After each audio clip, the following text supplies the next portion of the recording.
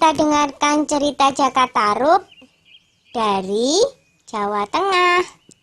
Pada zaman dulu, ada seorang pemuda bernama Jakatarub. Sepeninggal ibunya, Jakatarub mengisi hari-harinya dengan berburu.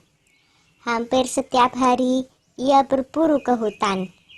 Hanya dengan berburulah Jakatarub bisa melupakan kesedihannya. Begitu juga pagi itu. Jakatarub pergi ke hutan untuk berburu seperti biasanya.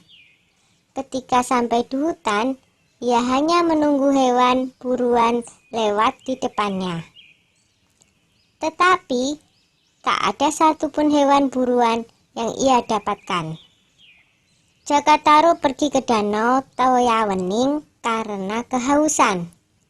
Tiba-tiba, ia mendengar suara gadis-gadis yang sedang bercanda. Mana mungkin ada gadis bermain di tengah hutan belantara begini? Suara itu semakin jelas terdengar. Jakatarub mengintip dari balik pohon besar. Alangkah terkejutnya ketika dia menyaksikan 7 gadis cantik sedang bermain-main di danau Toyawening. Semuanya berwajah cantik. Dari percakapan mereka, Jakatarub tahu kalau 7 gadis itu adalah bidadari yang turun dari kahyangan.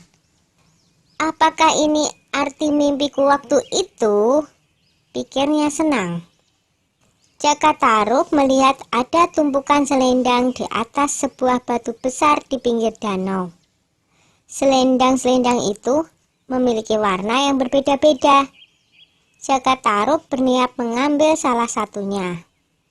Dengan hati-hati, Jakatarub berjalan menuju selendang-selendang itu. Jakatarub mengambil yang berwarna merah. Setelah berhasil, dia buru-buru menyelinap kembali ke tempat semula di balik semak-semak. Tiba-tiba terdengar aba-aba dari seorang bidadari. "Ayo kita pulang sekarang. Sebentar lagi hari akan gelap." "Iya, benar. Ayo kita segera pulang sebelum matahari terbenam," sahut yang lainnya. Dan akhirnya para bidadari itu keluar dari danau. "Di mana selendangku?" teriak salah satu bidadari. "Siapa yang mengambil selendangku?" "Di mana kau taruh selendangmu, Nawang Wulan?" tanya yang lain. "Tadi di sini," jawab Nawang Wulan. Ia terlihat sangat panik karena tanpa selendang itu dia tidak akan bisa kembali ke kahyangan. Karena hari sudah mulai gelap, yang lain terpaksa meninggalkan Nawang Wulan sendirian. Dia hanya bisa melambaikan tangan kepada keenam temannya yang terbang menuju kahyangan. "Mungkin sudah nasibku untuk menjadi penghuni bumi," pikir Nawang Wulan sambil menangis. Dia lalu bergumam, "Barang siapa bisa menolongku, akan kujadikan saudara jika perempuan. Jika dia laki-laki, akan kujadikan suamiku." Lalu Jakatarub pun muncul dari balik pohon untuk menolong Nawang Wulan.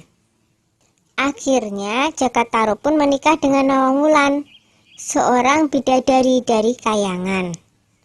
Mereka pun dikaruniai seorang putri yang sangat cantik, yang diberi nama Nawangsih. Sudah dulu ya cerita Jakatarubnya. Kapan-kapan disambung lagi.